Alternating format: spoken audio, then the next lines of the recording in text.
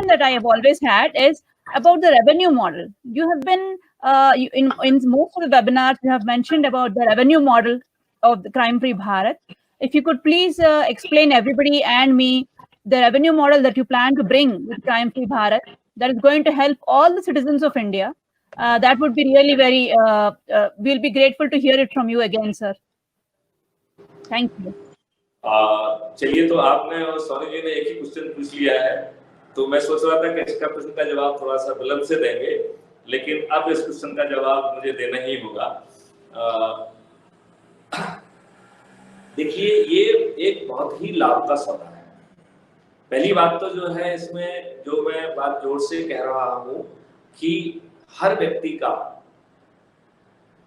अपनी खुद की सुरक्षा के प्रति कुछ दायित्व है। सेक्शन 39 में उस दायित्व को बहुत जोर से जो है वो बताया गया है कि एक आम आदमी के क्या दायित्व हैं, और वो दायित्व कानून ने बहुत ही अलग तरीके से परिभाषित किए हैं, जिसमें कि आम जनता का फर्ज बनता है कि वो यदि उसको किसी अपराध के बारे में जानकारी मिले तो वो बताए, यदि अपराध की कोई तैयारी हो रही है तो वो बताए, यदि संज्ञेय अपराध उसके सामने हो रहा है तो उसे वो अपराधी को गिरफ्तार करे, यदि जो है पुलिस वाला उससे कोई मदद मांगता है तो उसकी वो मदद करे, यदि जो है पुलिस का कोई रिप्रेजेंटेटिव भी पहुंचता है और वो उसको भी मदद की जरूरत है तो पब्लिक उसे मदद करे। ये सब सेक्शन 39 में पब्लिक के ऊपर ये जिम्मेवारी सौंपी गई है। जब कोई दूसरा अपराध घटित होता है तो उसमें बर्डन ऑफ प्रूफिंग कि अपराध हुआ है, that to beyond reasonable doubt, ये दायित्व तो पुलिस का होता है। लेकिन सेक्शन 39 के तहत जो यदि नागरिक अपनी जिम्मेवारी का निर्वहन नहीं करता है तो burden of proving his innocence that lies on the public, मतलब वो निर्दोष है, इसको जो है न्यायालय में सिद्ध करने की जिम्मेवारी जो है वो नागरिक के ऊपर डाली गई है। मतलब पुलिस को सिर्फ इतना कहना है कि साहब ये वहां पे थे और इन्होंने अपने कर्तव्य का निर्वहन नहीं किया है, and then he will be responsible for violation of section 39। तो 39 का जो उल्लंघन हुआ है उसके आपराधिक कृत्य के लिए वो जनता का व्यक्ति जिम्मेवार हो जाएगा, और वो निर्दोष है ये जनता के व्यक्ति को तय करना है। तो सेक्शन 39 को और अदरवाइज भी हर व्यक्ति अपने लिए अपनी सुरक्षा के लिए जिम्मेवार है, तो he is stakeholder to his own safety and security. तो सेक्शन 39 में तो सभी को एक ही नजरिए से देखा है, लेकिन हमने उसी नागरिक को तीन उसकी हैसियत है एज ए वॉलंटियर। वॉलंटियर का मतलब है वो व्यक्ति हमसे जुड़ा हुआ है, हम उसको ट्रेनिंग देंगे, हम उसको जो है ना लीगल प्रोटेक्शन देंगे स्पेशल पुलिस ऑफिसर का, और वो हमारे काम में मदद करेगा, और वो हमारे काम को लेके वो थोड़ा बहुत बदल में हरकत भी करेगा। यदि हम कहेंगे कि 100 मीटर या 200 मीटर दूर जाके ये काम कर दीजिए तो वो हमारे लिए काम भी करेगा, तो उसको हम वॉलंटियर कहेंगे। फिर हमने उसी नागरिक को एक दूसरी कैटेगरी में रखा है ऑब्जर्वर।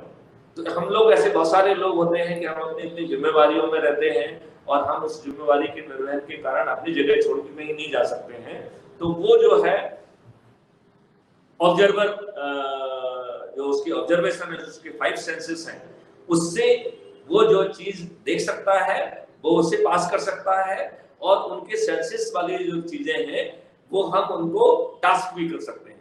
तो ऐसा कहलाएगा कम्युनिटी ऑब्जर्वर। और जो इन दो कैटेगरी में नहीं आएगा वो है कम्युनिटी का स्टेक होल्डर, जो और किसी चीज के लिए चाहे रिस्पॉन्सिबल हो चाहे ना हो, वो अपनी खुद की सिक्योरिटी के लिए तो रिस्पॉन्सिबल है ही। वो उसके साथ जो कुछ हो रहा है उसकी वो रिपोर्ट करना चाहेगा, वो जो है उसके जो ऑब्जर्वेशंस हैं जिससे वो दुखी या पीड़ित फील कर रहा है वो ऑब्जर्वेशन सिस्टम को पहुंचाना चाहेगा।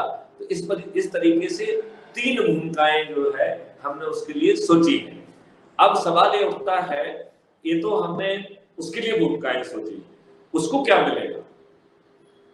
तो उसको जो है वो कहते हैं ना, जब ऊपर वाला देता है तो छप्पड़ फाड़ के देता है। यहाँ पे ऊपर वाला मेहरबान हो गया है भारत के हर नागरिक के ऊपर, और उसने मन बना लिया है ऊपर वाले ने कि अब छप्पड़ फाड़ के देने का समय आ गया है। तो जो यहाँ हम जो है कम्युनिटी वॉलंटियर्स की बात कर रहे हैं, तो हम उन तीनों की बात कर रहे हैं, और उन तीनों के लिए जो है ऊपर वाले ने इस अपराध मुक्त भारत अभियान के तहत छप्पड़ फाड़ के देने की व्यवस्था की है। अब मैं धीरे से समझाऊंगा कि वो छप्पड़ फाड़ के उसको कैसे मिलने वाला है। तो पहली बात जो है, उसको जो है जो वायलेशन को वो देख सकता है और रिकॉर्ड कर सकता है, उसी कम्युनिटी ऐप में उन वायलेशन को रिकॉर्ड करने का वो दिया गया है। और जैसा कि हम पुलिस में और एफआईआर में कर रहे हैं कि डेट एंड टाइम के साथ वो इनक्रिप्ट हो जाएगा, वेब टाइम टेक्नोलॉजी से वो हो जाएगा, तो उसी तरीके से वो, और उसका जो ऑरल एविडेंस भी है, ये दोनों चीज जो है वो जैसे हम एफआईआर को रूट कर रहे हैं, वैसे ही हम इसे रूट करके थाना प्रभारी या जो भी सक्षम अधिकारी है उस तक ले जाएंगे। वो उसको देख के जैसे ही अपने हस्ताक्षर करेगा तो ये चालान का स्वरूप उसने ले लिया है। उसमें आपके पास विटनेस भी आ गए हैं और उसमें थाना प्रभारी या कंप्यूटर अथॉरिटी के सिग्नेचर हो गए हैं, तो that will become A violation का चालान। और उस चालान को जो है बैकएंड इंजन ऑफेंडर के पास लेके जाएगा, उसके ऑफेंडर को आइडेंटिफाई करने का उसमें सब वेयर विदाउट डाल दिया गया है, तो वो ले जाके उसको ऑफेंडर के पास जाएगा कि देखिए आपने ये वायलेशन किया हुआ है, उसके ये प्रूफ है और नाउ ये चालान है। अब आपके पास दो ऑप्शन है, या तो आप नीचे जो लिंक है उसको पे करिए, और यदि आप वैसा नहीं करते हैं तो आप जो है फिर इस तारीख को कोर्ट में जाइए।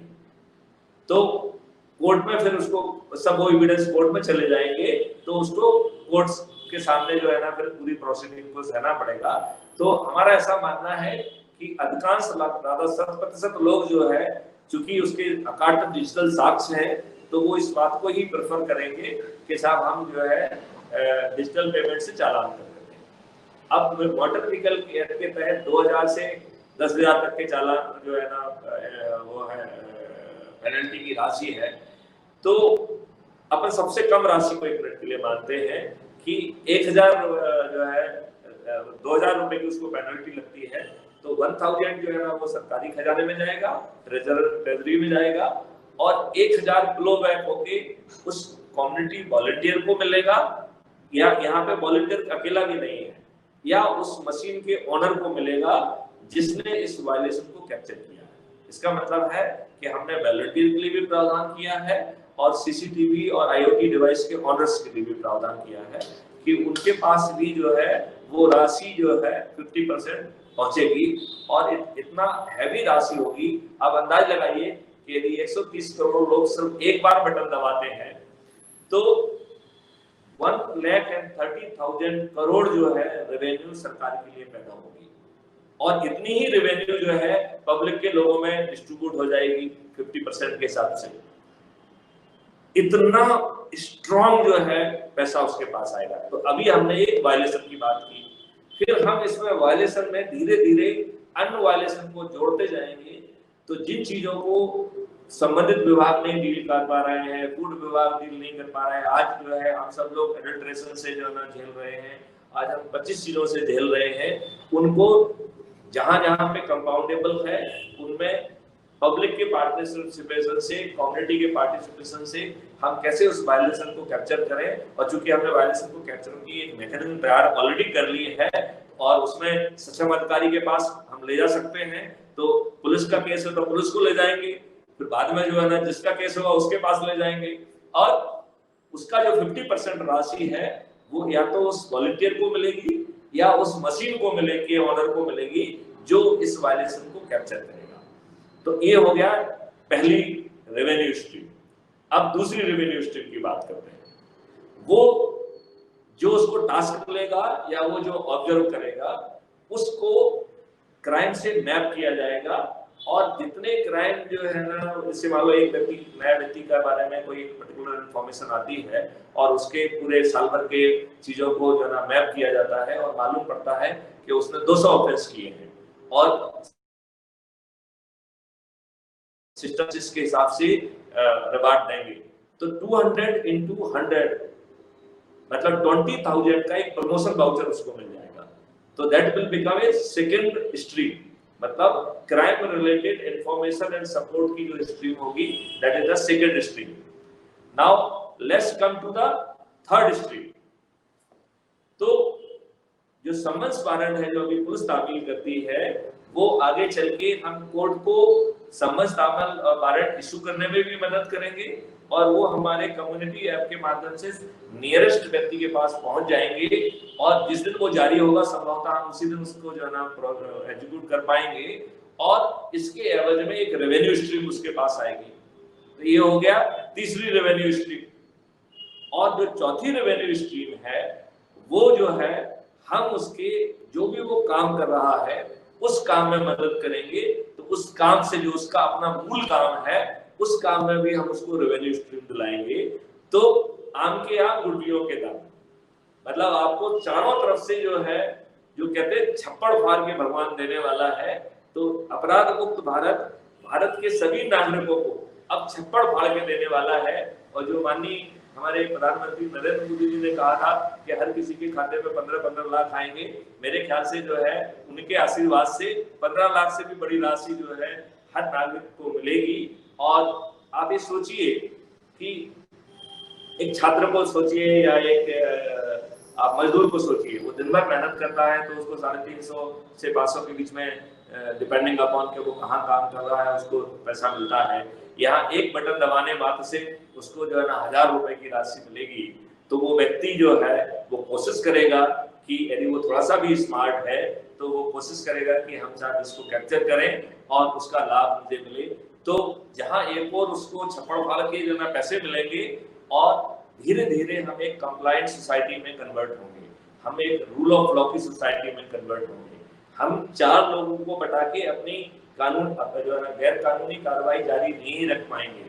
हमें जो है जब इतनी आंखें देखेंगी तो हमारे पास गैर कानूनी काम करने के सब रास्ते अपने आप ही धीरे धीरे बंद हो जाएंगे और धीरे धीरे हम इसको उन चीजों को और विस्तार कर पाएंगे, जैसे कि लेन ड्राइविंग, इंटर स्पेस जो है ना व्हीकल का जो है वो भी हम कैप्चर कर पाएंगे। हालांकि हमें ग्राउंड पे उसके लिए लाइनिंग वगैरह खींचना पड़ेगी।